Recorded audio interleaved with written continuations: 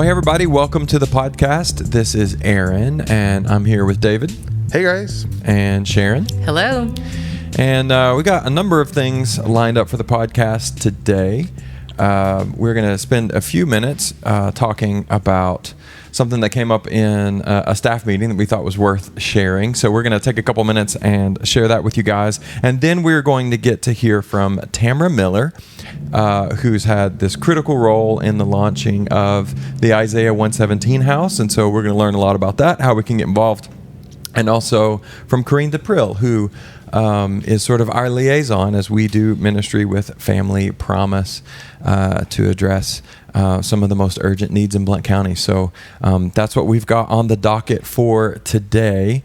But first, Sharon, why don't you give us a quick update on where we're at with the building and the new campaign that we started on Sunday? Yeah, it was really exciting that we started on Sunday, that we are launching a 10-week campaign to raise all the funds to move onward for his kingdom down the street. We're moving 1 mile away. And, we did simple math on Sunday. If you missed it, grab last week's sermon on, the podcast or whatever. But basically, the math turns out that we need to raise about $2 million. And we've never done that before. We've never... Sharon, would you say that's a lot of money or not a lot of money? Well, I mean, for some, not. Of course, that is so much money. And so our goal is to raise that over a 3-year time period. We're asking everyone to sort of really pray about giving a one-time gift and then giving monthly for 3 years. And it's been exciting. Like, we have some feasibility charts and stuff, and the math works. I just think it's going to be really exciting for us to reach that goal and to make this big move, which will be really huge for this church, where we have room to grow, and I'm really excited about it. Yeah. So yeah, we just started. You can check out all the details on our website at vineyardchurch.us, and we'll be giving updates every week. Yeah, it's a huge challenge to raise that money, but it is well within our reach. Like, we can do this. And then I guess the other huge announcement we made on Sunday was that the overall cost of the project is $3.5 million, but the reason why we're trying to raise $2 million and not $3.5 is because we just closed on the sale of this building just about a week ago, on September 16th, and we sold this building, the River Oaks Community Church, which is a church in town that we love so much and are really happy to be working with, for $1.5 million. So that makes the math. $1.5 million helps awesome, a lot. Clearly, the kindness of God that all of this is kind of working. And it's weird that we no longer own this building. So now we are renters or leasers or something like that, but they are leasing back the building to us for pretty much as long as we need. And again, that is just the favor of God. Yeah, the day we closed, I celebrated. And then it wasn't too long after that I had to sit and be sad for a minute, because it's weird that we don't actually own this building that we've, been doing ministry in for so long. And I'm not a very nostalgic person, but I didn't think I had a nostalgic bone in my body. I actually think I said that on Sunday not too long ago, but I think I do. And we hit it just for a second. Yeah. Now I'm back to my normal self. But. Well, it's been 11 years. We've been looking at pictures, and we have a picture when we were doing renovations of us wheeling Bree around in one of those like wagons. Because she was one. So we've been through a lot here. We've grown up a lot here. It's been a really good place for us. Yeah, Bree said she was going to cry and cry when we moved. That's part of what got helped me find my bone of nostalgia. So that's a really great news. And then we wanted to take a few minutes here and share something. So once a month, our entire staff from Springbrook, from Maryville, from our central staff, and Josh from missions, we all get together once a month, what we call an all-staff meeting, and we pray and we share a meal and we do stuff like that. And then, we try to say something of value, and maybe we don't always do this, but a little bit of teaching. And we did a really simple teaching this past week at our all-staff meeting that a lot of people gave me positive feedback on and said, hey, that's so simple, and yet that's really, really helpful. And so I thought, hey, we've got a way the podcast is here so that we can share the stuff that doesn't fit on Sundays. I'm never going to preach about this, but why not take a minute to tell you guys about it now? So the concept is a really simple one. We can think of two communication styles that might be a default style of communication for people. You have fluid communicators and you have rigid communicators. Fluid communicators are a lot less direct, and they're not like, they struggle to get right to the point. Whereas rigid communicators are very clear, direct, and to the point and concise. And there's a long list of pros and cons to both. And so we spent a few minutes thinking about this and trying to identify for ourselves, okay, am I primarily a fluid communicator or a rigid communicator? And we took some time to go around the room. You guys want to share your personal story on that?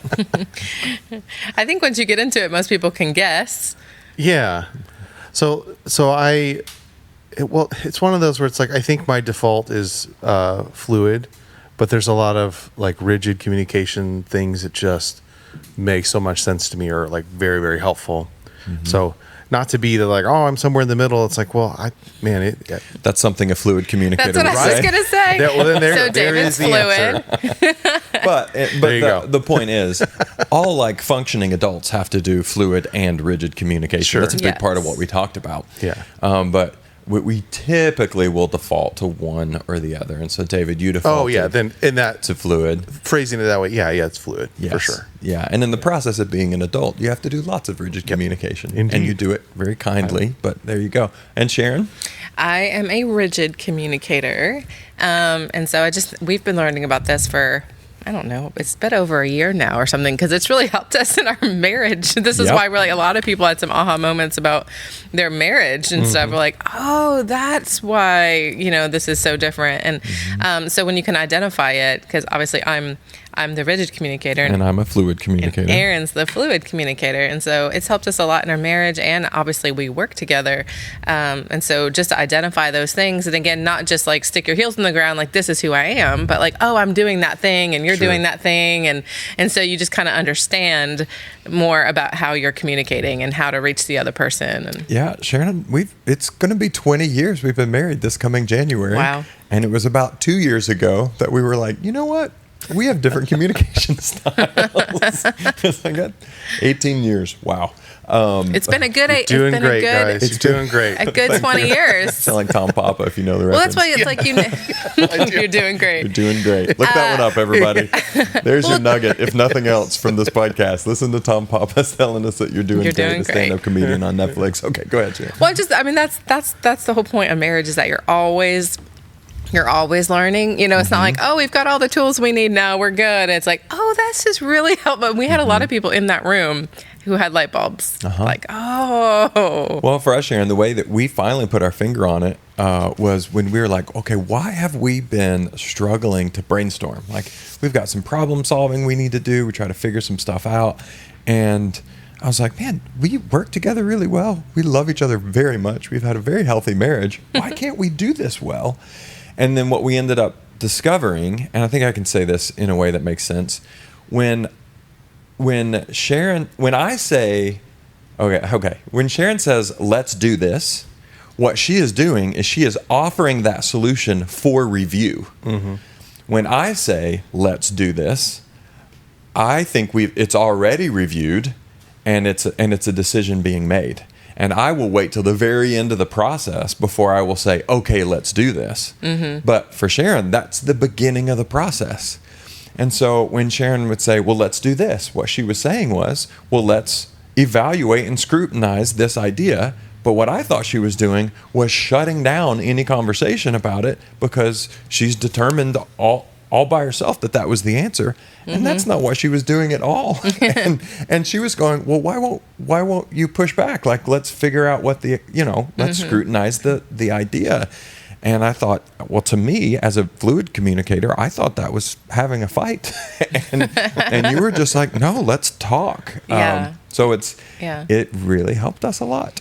Yeah, it helps us a lot because as more of a rigid, I also want to do everything kind of quickly. Like, let's be efficient. A lot of it's about efficiency. And so it's like, I can talk in circles and, for a long time, or what I consider it to be a long time.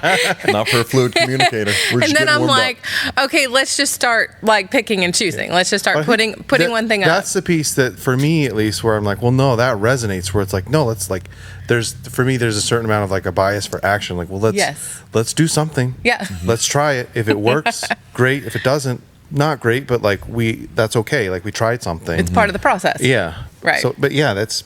And recognizing that makes the world of difference. So now there's a couple things that happen now that we've identified it. One, Sharon is much less likely to say, let's do this at the beginning of a brainstorming session because she's trying to be more fluid and in her communication styles. And if she does that, I now know that she's not trying to make a decree and that's the end of it. She's making a bid. Like here's an offer for us to hash this thing out, which is something I love doing. So it kind of weirdly, it fixed almost all of it in one fell swoop. If you're willing to recognize your style and, as Sharon said earlier, not just then dig into your style, but be willing to meet people where they're at. And it's been actually really easy in the wake of that, Sharon, for you and I to just sort of meet in the middle. And we both just sort of give a little each way. And we both have understanding when we're doing the things that might be annoying to the other person. It just makes sense now. And turns out we're great at brainstorming stuff together. Yeah, you should tell about the time that you were in the office with Johnny. Oh yeah, I remember that. That helped me put my finger on this thing for sure. I was in a meeting, a weekly meeting I have with Johnny, well, in his executive office, pastor. which is in the nursery. In the nursery. Just in case you want to visualize. And we're moving. And when we move, we'll have real offices. And Johnny will have a desk that he doesn't have to set up every morning or every Monday morning for the week because he won't. Office in the nursery. Anyway, I was in the nursery / the executive pastor's office talking to Johnny. And Sharon just sort of popped in for a minute, just one of those door jam conversations. And Sharon, I don't remember what it was about at all. And Sharon was like, hey, we should do this. And Johnny was like, no, that's a bad idea. And Sharon was like, it's not a bad idea because of this. And Johnny said, well, I agree. Well, then let's do this and this. Yes. And one more thing. Okay. And then you just walked out. And it was like 45 seconds. You made about 8 decisions. And I thought you two had a fight. I thought, well, that was... Somebody needs to hug. So who needs a hug? I'm available. I need a hug. You're perceiving all this tension, like, oh my goodness. Oh gosh. And I looked at Johnny a little bit stunned, like, is he okay? And Johnny just goes, man, I love working with Sharon. It's the first thing. And then that afternoon, we were sitting on the porch talking, and you unprompted said, man, I love working with Johnny. It just get stuff done. And I don't know. I'm just a little too warm and fuzzy, guys. And that direct communication is so helpful. Like, let's get on with it already. And that's a thing that I've learned in this process is I love communicating with rigid communicators who are different than me. Because those two styles are, if you're willing to approach it with humility and with a desire to serve the other, the two styles are actually really complementary. Right. Well, and you have to just realize, like, sometimes you don't realize how you come off, so if you're a rigid communicator, you don't even realize that you sound like you're just dropping a hammer, or this is how it has to be, or because you don't mean it that way, and especially as a leader, people are always coming to you to like problem solve or what should we do. Sure. And so a lot of times you have to think on your feet. Like, you can't have a week all the time to mull it over, and so it's like, well, let's just do this. And then now I have to be like, just so you know, when I say that, you can also come back and be like, well, how about this? And I'm like, oh yeah, and this, but either way, it's just been a good learning curve for the whole staff, and now we're realizing how big it is, not just for us because we're married and work together, but even just marriages. Yeah, households in general. Exactly. It's good to know who's in the room, And you did mention one of the downsides of rigid communication is that it can seem sort of, direct and directing. The downside to really fluid communication is sometimes I'll give what in my mind are very clear instructions. I'll walk away and people will look at each other and say, what the heck did he just say? I don't even know what the directives are because I'm, kind of wishy-washy and whatever you think and we'll figure it out together and, sort that out and blah, blah, blah. Yeah. And then that ends up being like really poor leadership and can cause lots of problems if you aren't, it's a self-awareness game. Like, know the Yeah. way you operate, know the way the people around you operate. Yeah, and regardless, you want to be approachable. Like I would say, you're so approachable because of that, the way you communicate, and then as like a rigid communicator, you're like, I feel approachable. Am I Sure. not approachable? So it's just, again, it's all are just a approachable. self-awareness thing. So. Sure. All right. Well, we just wanted to share that with you guys because we're like, well, that's a really simple concept that added some real value that we can throw up on the podcast real quick Absolutely. with folks. So, So, guys, I think next we're going to get to hear from Tamara Miller, who's such a wonderful person and such a vital part of our church and a huge part of what's happening at the Isaiah 117 house. So Yeah. that's coming up next.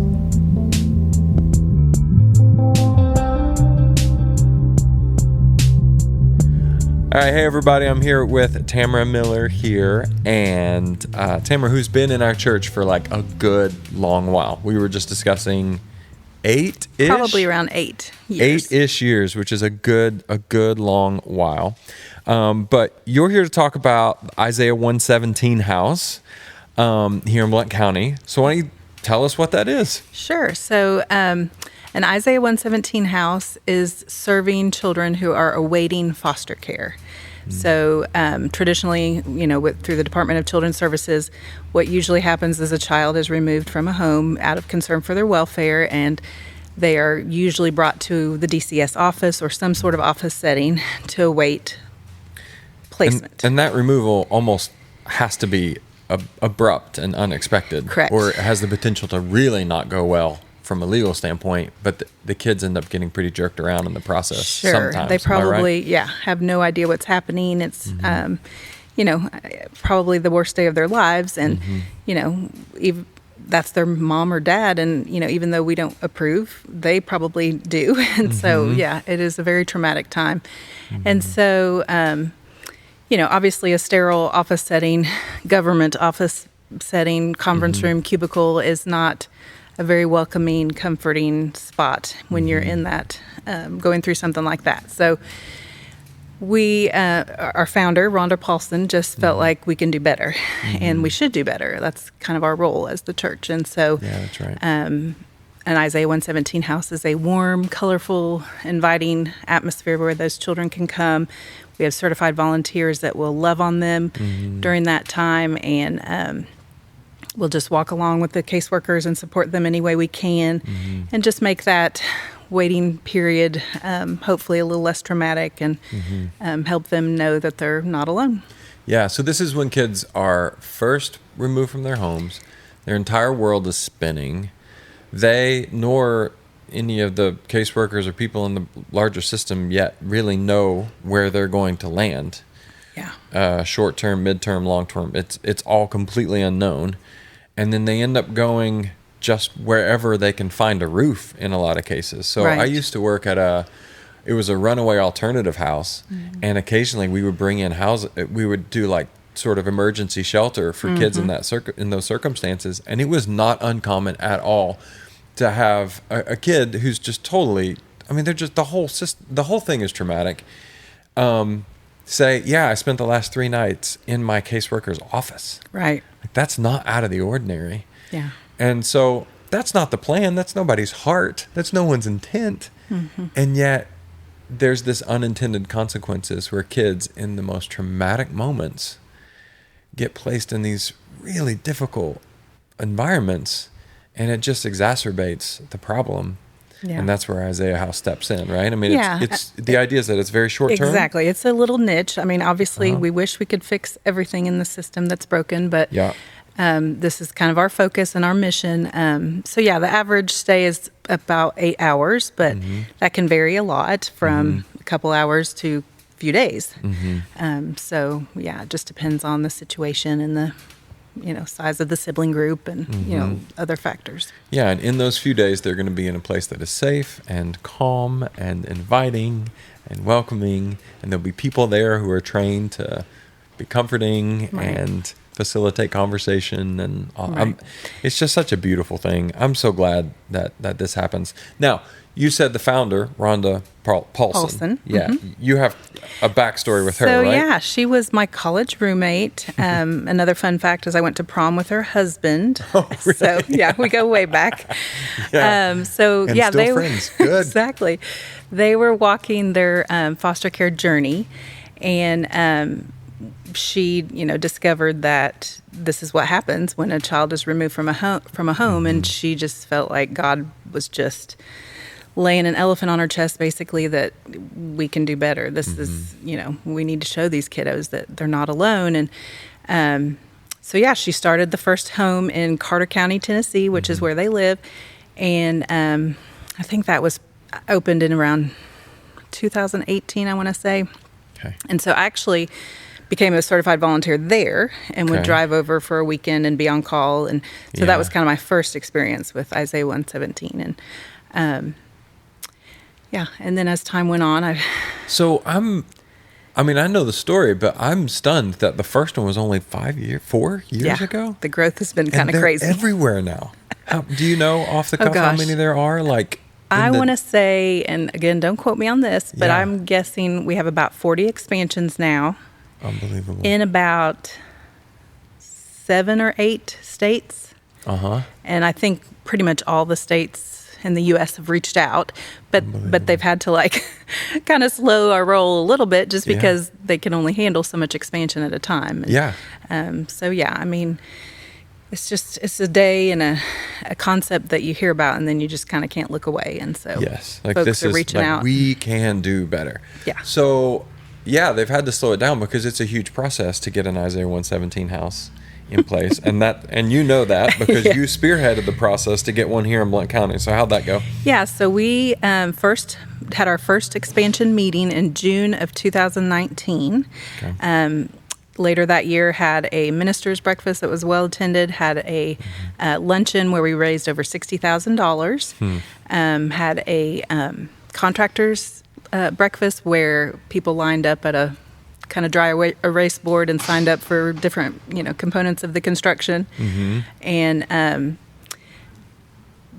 we're donated an acre of land from Blount Community Church. So yeah, the community just stepped up big time. And then we broke ground February 14th of 2020. Yeah, which is fast. Yeah. That's fast. It was. And then, I do remember at the very beginning, the idea was brand new, and then Rhonda came to our church and shared it, and Natasha, who's on the board, is very involved. Maybe we'll get to that. Telling us about it and thinking, boy, this is something has to be done. We're like 100%, we're on board. And then I do remember thinking, I hope we don't have to do it on our own. I hope it's not just the Maryville Vineyard. We're in, and that's the thing. We're in no matter what it takes. Hopefully we're not alone. And then I blinked, and churches everywhere were on board. I could not believe. It's just such a compelling need, but it's also there's a sense it violates something deep in our sense of justice that Right. this is happening to kids. Right. And so it's one of those moments where you're sort of proud of your hometown. I was like, wow, that's the right response, because so many churches have gotten involved. Yeah, and absolutely. BCC's donation of land was a big deal, and just a lot of great stuff like that. Yeah, we've got lots of churches partnering with us to provide certain items. For instance, the Vineyard's doing socks and shoes. So, yeah, it takes a village, and our village has stepped up. Yeah, that's fantastic. And it's been so you said 19 you broke ground, or 2020, February of 2020, but of course that was right before. Something happened in 2020. Yeah. So, started, the whole process of construction, and that was slow. But as of June of 2022, we had our certificate of occupancy, and we cut our ribbon on August 7th. Yeah, so that was just a few weeks ago. And how's it going now in these first few weeks? Yeah, it's going well. I know we've served, I think, 8 children in the home since we've been open, but of course 14 in the month of August, just because even before our doors open, we were already trying to serve children. Right. Caseworkers will reach out and say, we've got a kiddo in the office. Can you provide lunch or some clothes or backpack? Yeah. So you're already doing things before it even opened. Yeah. And now that it's opened, you're creating that space, or it's available to kids. So it's functioning now. It is functioning fully. Congratulations. Thank you. Did you take a minute and really celebrate? Yes. Because that's been a long. Yes. Yeah, I'm glad. Moments like that should be celebrated. Okay, and now that it's there, moving forward, how can our church or anybody be involved to help serve? Anything we can do? Yeah, so of course we've got our certified volunteers that have to be put through training. So periodically we will have trainings for those. That's not real often, probably every 6 months or so. So if you're interested in that, you can go to the website, Isaiah117house.com, and sign up to become one of those. Or if you just want to be a volunteer that maybe sorts through donations or does yard work or cleans the house, there's a spot for that too. So anyone who wants to can go and sign up.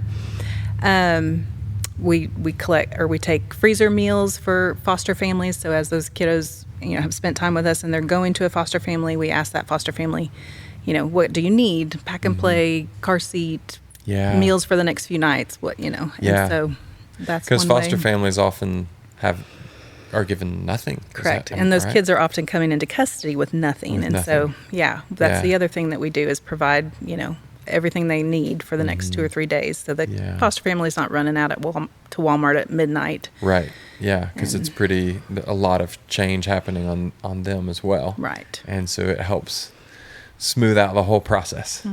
It's such a beautiful thing. It's such a good thing. Yeah. So we can get involved through donations. We can get involved at Isaiah117house.com. And that's the numbers 117, right? Isaiah117house.com. If people want to be one of the volunteers who were there on site to help receive and serve the actual kids when they're there. And if not that, there are other places to And get then the involved. shoes, right now in that house, there's every shoe size from infant to size 13. And so a lot of those have come from this church. So we appreciate that so much. Yeah, since we already do that with the schools, which I guess when all the guidance counselors around know that if there's a student at any of the schools that need shoes, they can call us and we'll deliver them in no time. And I don't know how many times we've done that, so many times. And so we thought, well, that's an easy little extension, and we can serve the Isaiah House in that way. So glad that that's working well also. Well, thank you so much for telling us about this. Thank you so much for being the catalyst to make this happen, because it's here now, and it wouldn't have been had you not said yes to the Lord. And I know you've worked probably thousands of hours behind the scenes to make it happen. So well done. Thank you. Thank you. All right.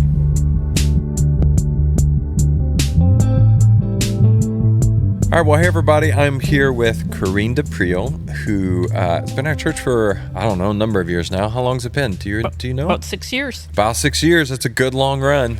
That's long enough to know our warts and faults and still stick around. So that's good to know. And you do a number of things around here, but today we're talking about Family Promise. And so our church is partnered with Family Promise, and you've kind of always been our liaison, or I don't know what the word is for it. But you've helped make that go and help keep our church connected with that ministry. So since you're the expert around here, tell us a little bit about Family Promise, how it works, its mission, what it's into, how we're involved, that type of thing. Family Promise, of course, is a nonprofit organization here centered in Maryville, but they are serving all of Blount County. Yeah. And their mission predominantly is that they look for a way to make sure homeless children and families are safe and get into permanent housing. Yeah. So there's organizations here that focus on vets. They focus on former addicts, possibly, but Family Promise focuses especially on families with children. So that's their mission. Yeah. And how is it that our church is involved with Family Promise? Well, their pattern of working up to this point has been to partner with churches, host churches, and supporting churches who have the families stay on site, and they provide meals and services, supplies, while those families are being trained and able to get their lives back on track to get back into permanent housing. Yeah. So Family Promises, they're not just using the churches to facilitate some housing, but they're also doing training and trying to help them get some traction so that they can move forward and take a next step. Is that right? Yes, exactly. In fact, they have 3 phases. They have a static phase when folks first enter the program. Then they move from static into transitional, and then finally into permanent. And the on-site use of the churches has been for the static phase. What they're trying to do is alleviate a lot of the costs that folks have day to day, Sure. food and housing predominantly, so that they can focus on saving and learning and getting ready to move into transitional and then permanent housing. Yeah.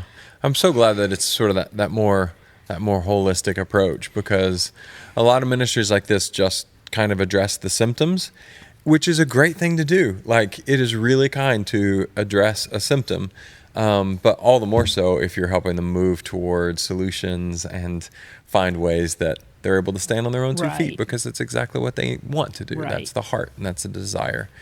So that's beautiful. That's part of why we got involved.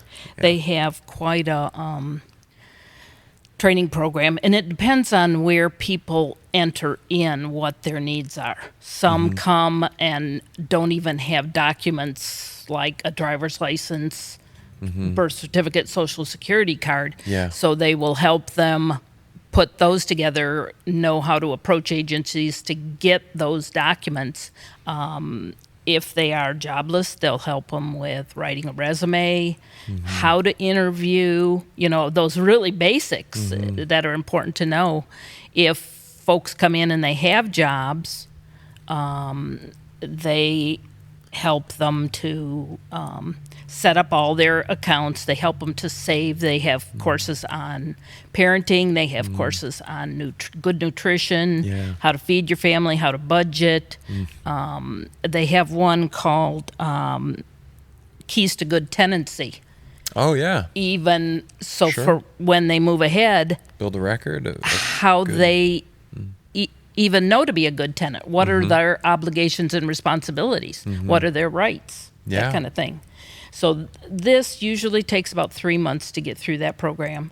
And the whole time they are saving up for first and last, all the funds that are needed to get into and a lot apartments. of times people just, especially that first and last, like, that's a huge barrier for a lot of people. And I understand on those who are providing the housing, I understand why that's necessary. Right. But that's a big hurdle for a lot of people, and people sometimes just need help in order to accumulate some cash. And when so many are even going month to month, they don't have that. Or if they have, many end up in the program because of some type of emergency, maybe a medical emergency. And of course, then they've had to drain all savings they have. Sure. Maybe they've had to, they've lost a spouse or a divorce or moved and have to get reestablished. And so it's kind of tough when you face all those different things all at once.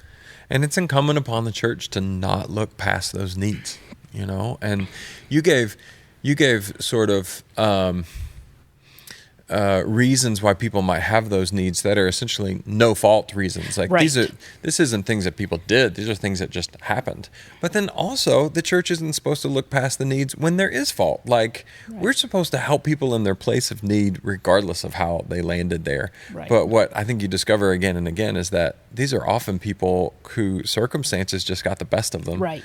And they need help. Right. And it's so the church we like to say in connection with the box that we have to we refuse to look away. Right. And it's pretty easy to look away, especially here in Blount County. So I'm going to jump on a soapbox here. But one of the reasons we wanted to get involved, Corinne, with Family Promise is because there is a significant housing need in Blount County, and it's growing, and it is, I don't know, maybe I'm wrong. It feels like it largely gets swept under the rug, and that it's sort of a out of sight, out of mind Right. type of problem, especially here in Blount County. There are so many public-facing services in Knoxville, But in Blount County, there's a large and growing population, and within that, there's a subset of people with dramatic housing needs. And we tend to think those are Knoxville problems; those aren't Blount County problems. It's one of the reasons why we wanted to get involved. And is that, I guess, Family Yay. Promise is aware of that? And Oh, yeah. And how does that get discussed? Well, it's real interesting. That's kind of coming to the forefront these days among a lot of the social agencies. But was very interesting talking with Lori Crockett, who is the community liaison for Family Promise. One thing she pointed out to me was that often the visible face of homelessness is the person standing on the corner with the sign that says, help, work for food, something like that. Or it's the person pushing the shopping cart with everything they own, or it's the sleeping bag under the overpass that we've all seen, with folks huddling. But families are a little bit different. Often they, like we've already talked about, often they end up in that position through no fault of their own. Many of these families are working as hard as they can with one job, two jobs, trying to just stay ahead, and then all of a sudden something happens that pushes them over the edge. But the mindset for these dads and moms is keep on pushing, keep on going, keep trying. And many of them are reluctant to ask for help. And so what they do is they double up with, they'll go stay with friends, or they'll stay with relatives. Their kids might still be going to school, and they have no actual home. Lori pointed out during the summer, it was interesting, she said many of these folks would get tents and go to campsites, and they'd set up their quote-unquote home at a campsite, But that, and they're trying to work, they're trying to get their kids to school. They're trying to do it on their own. They're being conscientious and responsible. And, Yeah. And it's just not looking for a handout. But that determination to not look for a handout might make you get all the way to the point where you have literally no options left before you ever do ask for help. And then maybe the need's even larger then. And almost no hope. Yeah. And she said what's interesting, during COVID, when these situations came up, people more so just hunkered down in place, and landlords were, they had moratoriums against eviction. The government was helping out families. You had child care credits. Bosses would let you work from home. A lot of things like that that helped during the pandemic. And as soon as that was over, moratoriums were lifted. So people who had fallen behind in their rent were evicted. Folks who'd been working at home all of a sudden were being asked to come back to work. They'd go look for childcare again for their kids and find out there was a 2-year waiting list, and not that it's cheap in the first place. I mean, even the cost of childcare, maybe they'd added another child in the mix. And then another thing that Lori pointed out, which is happening now, because Maryville is growing so much, there are businesses, investors coming into town. They are taking apartment complexes, buying them, quote unquote, refurbishing them, and then doubling the rent. And so the folks who've been there are either displaced, or said you can return, but the rent's going to be, X amount higher, and they're being forced out. They can't afford the rent. There's a massive affordable housing problem right now, and it's spiking right now. I mean, the numbers are really pretty astounding. It's like, here we are in little old Maryville. And these are like, this feels like big city prices. Well, we're kind of turning into more big city, here than we've. But that shift has happened so quickly that, I mean, there's not enough in place to help people navigate around it. Right. And it's happened so quickly that, I mean, a lot of people are left stuck. And to your point, they're not on street corners holding signs. Right. And that's not to denigrate the person who is doing that. I'm just saying there are a lot of people who are hurting and desperate and without options that we don't see driving down the road. And they're invisible. You know, your kids would not know a child sitting next to them in the next seat at school. Yeah. Maybe going home to a campsite. Yeah. You know, every night. Yeah. Wow. Well, that's why I'm so glad Family Promise is happening. And our week is coming up as far as when our church serves to help facilitate this. I think a lot of people don't know what that means. What does that mean that our week is coming up as a church? Well, in the past, we have partnered with St. Paul's Lutheran, and they have been the host church. We've been the support church. And when folks were housed on site there, we would help with meals. We would go and visit the families. We'd do laundry, changing the sheets every day they got changed, and just generally anything, making sure there were supplies for breakfasts and lunches that the folks could take to their jobs, the kids could take to school. Yeah. At this point, it has changed. There is no church rotation. The families are living in what has been up to this point, or has been in the past, the transitional housing. Family Promises owns a 4-set duplex, 4 apartments. Okay. They own a home that was donated by Clayton Homes to Maryville Good. Family Promise. Yeah. And they use a parsonage. So they have 6 different apartments that they have folks living in right now. Yeah. And what has been happening over the past probably 2 years now, we've been taking the meals to the day center, and then those have been getting delivered to the families at their apartments. And that was for safety and just to not transmit COVID and so on. Well, they are now going to start just next week. They're going to start having the families come back to the day center for their evening meal. Yeah. And this is going to be Monday through Friday. They'll still be able to fix their own meals on the weekends. So they're asking the host and support churches to do the meals at the day center, and we get to go and visit. Yeah. Hooray, hooray. We get to interact with the families. Whole social sit down with aspect them. was gone for really for the span of COVID. I mean, well, it's ongoing, but at the peak of the pandemic, it was pretty hands off, wasn't it? Right. So you knew their names, or very little about them. You know, kind of knew the family dynamic, but we just would deliver meals and pray for them. You know, write them a note. We had volunteers who would send little gifts to the kids, little games, or at Christmas, of course, things. But now we'll get to put faces to names and sit down with them again. I'm so glad. Which is exciting. Yeah, and that's the part that I think probably most affects our volunteers, the people in the life of our church who are getting involved. I mean, it's always good to write a check or prepare a meal or send a gift. Those things are always good, but it's all the more impactful when you're establishing relationship and building friendship and really walking with people. And I'm glad the door's back open for that. Yeah, Correct. I'm So really glad.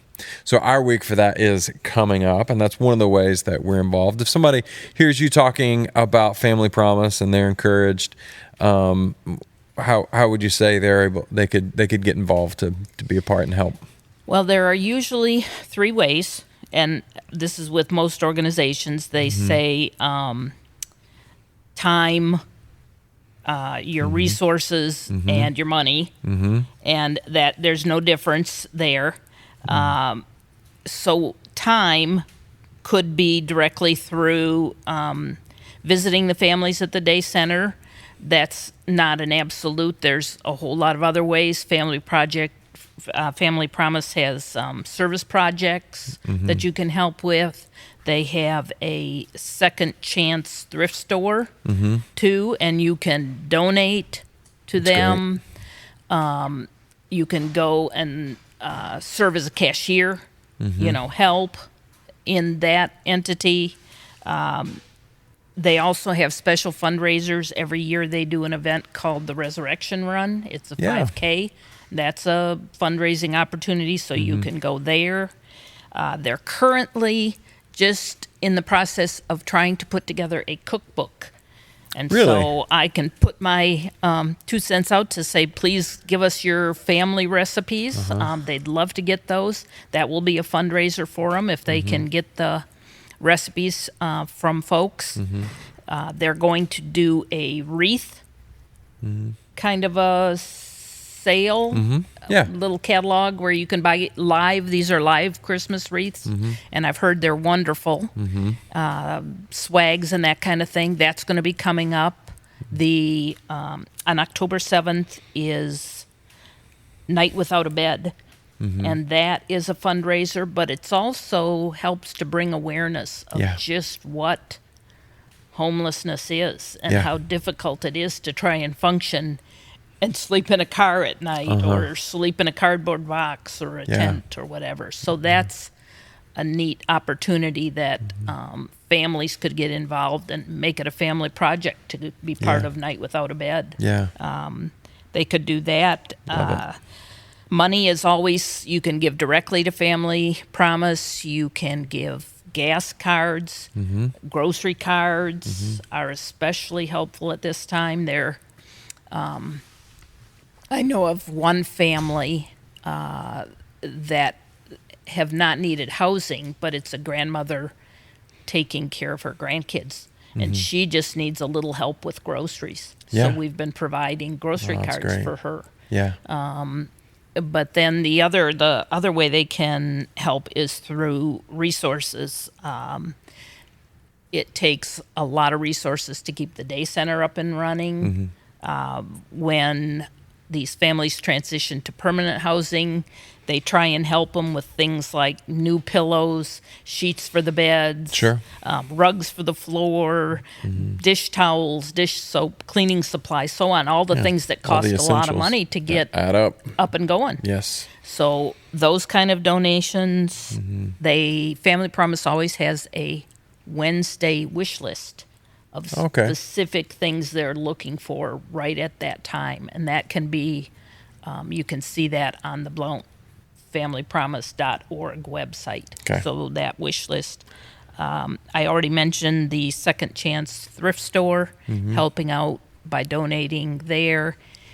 And then another program that they have, which is pretty phenomenal, is called their Wheels to Work, where if you have a used vehicle that you are no longer in need of, you can donate that car, and the families have a way to earn that as part of that's really the whole program. They will earn a vehicle, and of course they check them out and make sure they're in good running condition for the families. And that's a big piece of this, where the transportation piece falls. It ends up being, a domino effect. It does, and people end up in big trouble quickly. Right. Yeah. And when you're living paycheck to paycheck, repairs and that is pretty far down the list. So. And it sounds like probably the hub for all of that is the website, right? BlountFamilyPromise.org. BlountFamilyPromise.org, and they have a great website, and of course they are so friendly on the phone too. If you just call and say, I want to help, they'll hook you up. I love it. Well, that's so great. Corinne, thanks so much for telling us all about it. And if you guys want to get involved in any way, BlountFamilyPromise.org, and give them a call. Like Corinne said, they'll be happy to help you get plugged in, and we're certainly happy that as a church we're involved as well. Thanks, Corinne. All right. Thank you.